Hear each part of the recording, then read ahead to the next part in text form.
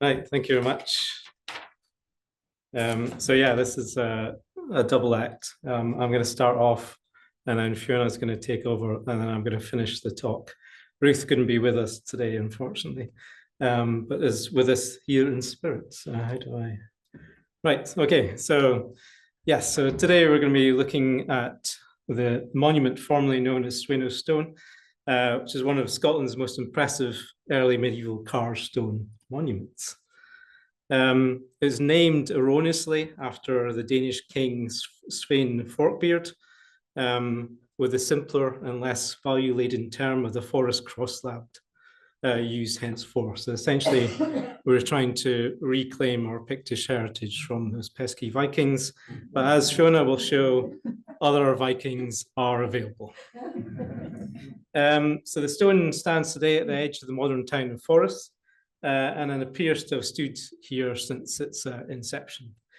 The date and function of the cross slab have been debated since the 18th century, but little consensus have been reached other than a date in the 9th or 10th centuries was thought most likely.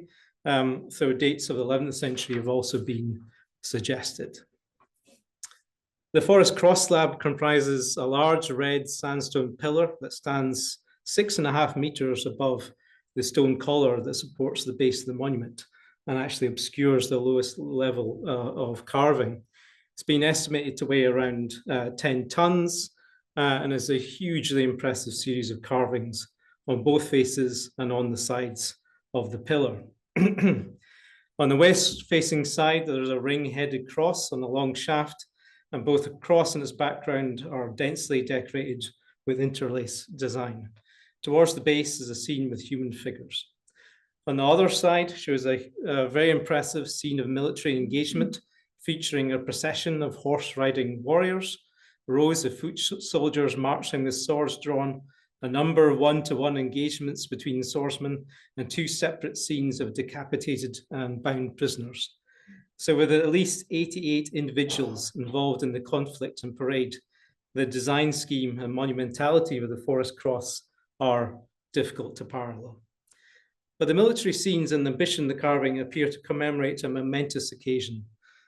And on the narrow side, the decoration continues with further interlaced and twined figures, more swordsmen, and 2 men holding books. In the 1990s, excavation of the Forres cross slab was undertaken, first to monitor the removal of a 19th century wrought iron fencing, and then to mitigate the loss of archaeological deposits due to the construction of a glass pavilion around the stone. Over 40 archaeological features were identified during the investigation, most notably a subcircular setting of postals directly around the stone, interpreted as the remains of a scaffold or a derrick used to raise the stone to the vertical. And here we have here on the right the post setting and illustration of the sections of those postals. So in the 1990s, 2 radiocarbon dates were obtained from 2 postals of the setting, and these produced determinations covering the period of about 660 to 1160 AD, a range that was of little use in further pinpointing the date of the erection and carving of the stone. As part of the Leverhulme-funded Comparative Kingship project at the University of Aberdeen, and funded by the HES Archaeological Dating Programme, a series of new radiocarbon determinations were sought from the postals of the derrick setting. Now, the background research to this was carried out as part of a master's dissertation project by Ruth. The excavated material was held within the Falconer Museum in Forres, and these were retrieved in December 2019. And then there were various visits to the HES offices to examining the original excavation reports from the archives. So photographs and details were taken, the site drawings, documents, the context cards, and the archives reports, allowing us to re-identify some of the charred samples from these postals. And these are the radiocarbon dates that we were able to obtain from that derrick setting around the stone. So 4 determinations were obtained from relatively secure lower profiles of the postals, which provide a coherent and statistically similar range and overlap with the art historical ranges that have been suggested for the stone, i.e. in the late first millennium AD. Now, we can model these dates using a variety of different techniques, but given that the event of erection of the stone is likely to have been carried over a very short duration, perhaps a few days at most, we can model the dates to account for this likely short duration. So using some advice and techniques developed by Derek Hamilton and colleagues in a 2015 publication, we modeled these as a defined event. So using things like the last parameter and charcoal outlier models in Octacal, and the latter was selected given the wood burnt in postals will have been older than the event itself.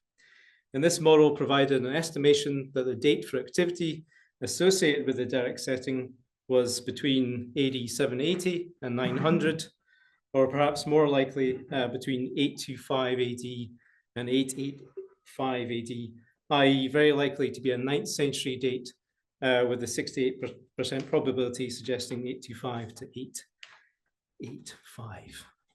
And I'll pass over to Fiona.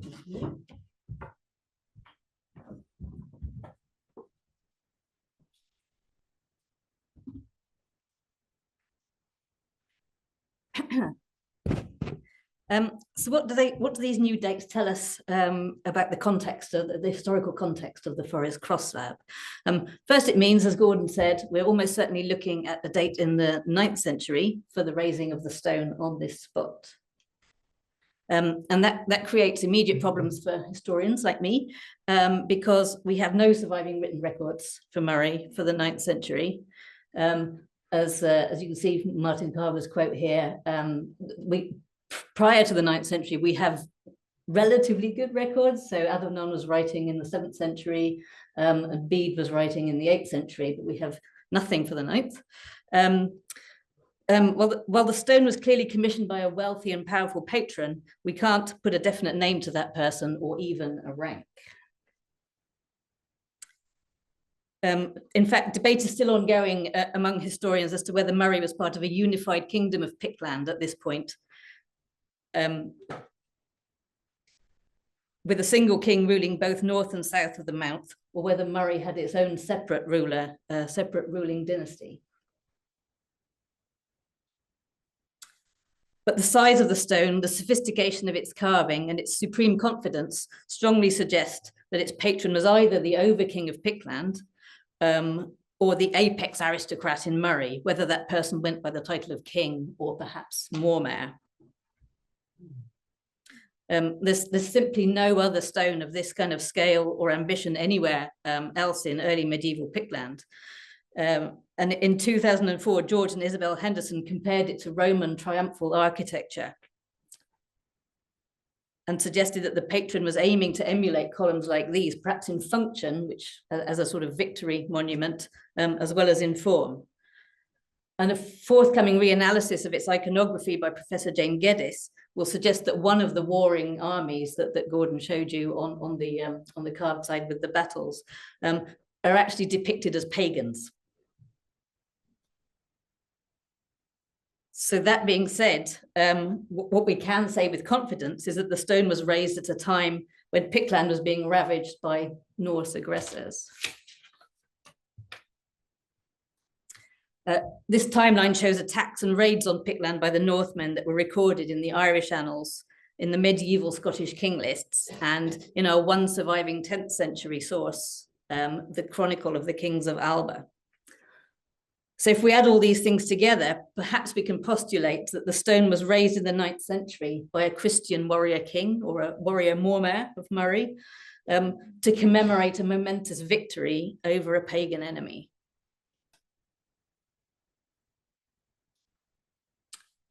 So if we apply all those assumptions to the surviving historical record, we find there are not many scenarios that fit.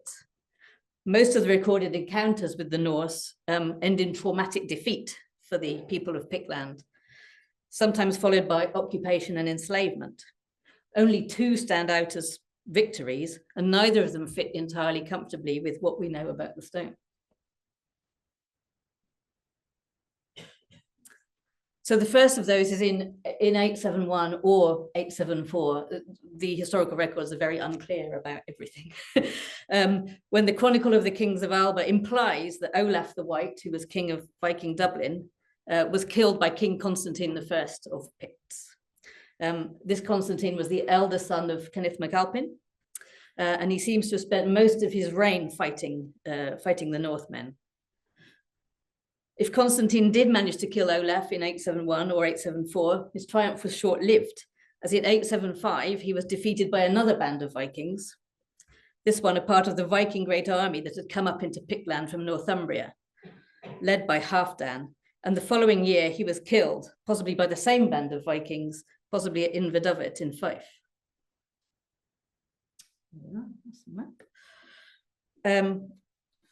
It is possible that the stone commemorates Constantine's victory over Olaf, or his killing of Olaf, but if so, it's in an odd place. As far as we can tell from the historical records, Constantine's encounters with the Northmen took place in the south of Pictland, against warbands from Dublin and from Northumbria. There's nothing that clearly links Constantine or his killing of Olaf with Murray, so we would need an explanation for why this triumphant monument was raised in Forres. So that brings us to the second, and Gordon's made me say perhaps more distant possibility. In 904, another Constantine, which is Kenneth MacAlpin's grandson, Constantine II of Picts, won a decisive victory over an occupying Viking force in a place that the Chronicle of the Kings of Alba calls Strathherren. So that may have been Strathern here in Perthshire, but Alex Wolfe pointed out in 2006 that it doesn't have to be that one. The River Findhorn, which flows past Forres, was also called the Erne in the Middle Ages, as this 13th century charter shows. So Strathherren could have been the Strath of the Northern Erne, which would make Forres a reasonable place to raise a commemorative monument. And this enormous kind of ring-headed, maybe Ionan-style cross on the monument would fit too, because the fragmentary annals of Ireland record that this victory was won with the supernatural help of a holy relic, the crozier of St. Columba. It was nicknamed Cathvuith, battle triumph, and these annals suggest that it was the first time it had been taken into battle by the men of Pictland. However, attractive as it seems as a candidate event for the raising of the cross slab, there are a couple of problems with it. The first of these is that on balance, the Strathherren mentioned for the site of the victory is probably the southern Strathern, as almost all of the other places mentioned in the Chronicle of the Kings of Alba are located south of Dunkeld. The most northerly specific place named is Dunotter. It doesn't mention anywhere on the Murray Firth, although I should point out that at one point it does mention Murray, and at one point it does mention Buchan, but it doesn't mention any places within those areas. The second one is that it sits just outside the 95% probability range given by the carbon dates, which is 780 to 900. If the battle happened in 904, the stone probably wouldn't have been raised for a year or so afterwards, so that would take it even further out of the probability range.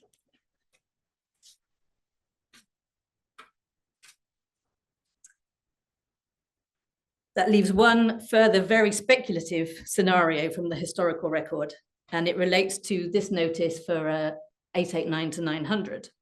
The Northmen wasted Pictavia at this time during the reign of Donald II.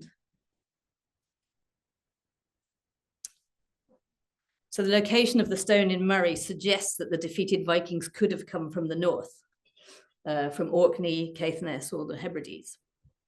In that case, we might think about the testimony of the Icelandic sagas, particularly Orkneyinga saga and Landnámabók.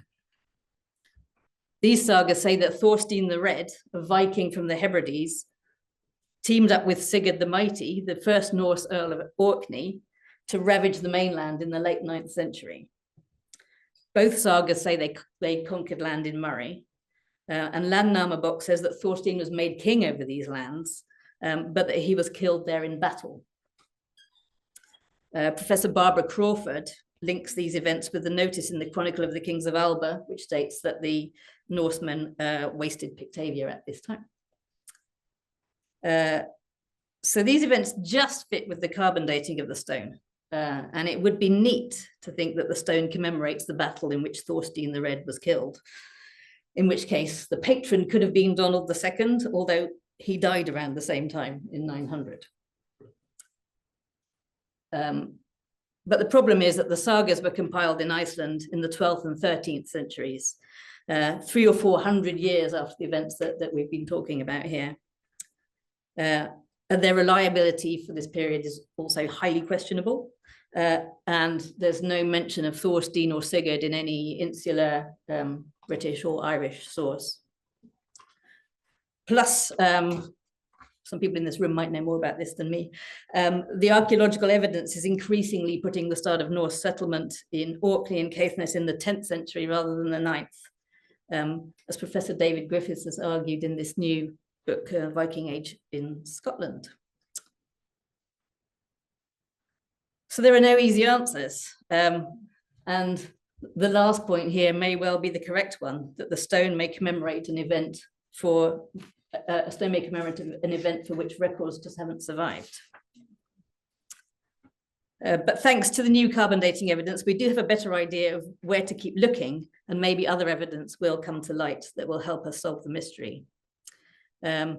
On that note, we can also begin to integrate the Forres Cross Lab into our wider archaeological considerations of Moray and Northern Pictland, as Gordon will explain.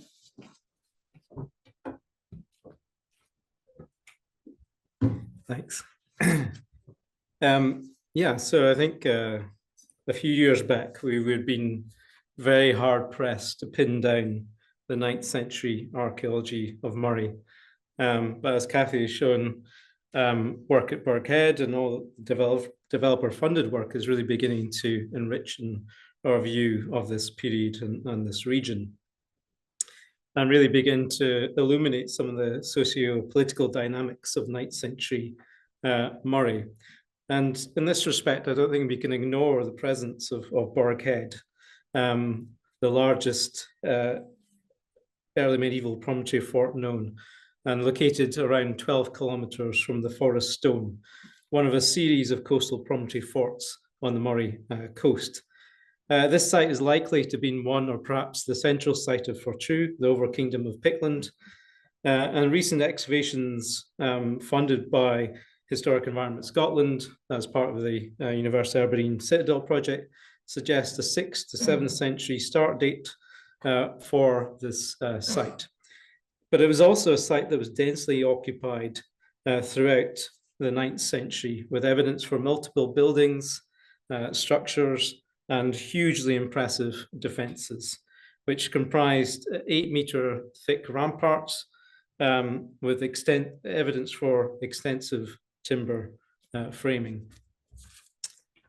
And as I say, Burghead was occupied throughout the 9th century, as indicated by radiocarbon dating, and through a series of quite remarkable finds that came up in recent years and in previous decades.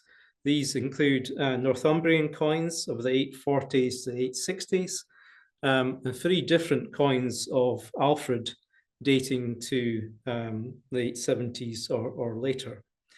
And these southern connections are also underlined by an unusual find of a 9th century blast horn, the sort of thing that would be owned by an elite Anglo-Saxon warrior. So the excavations at Burghead are still ongoing.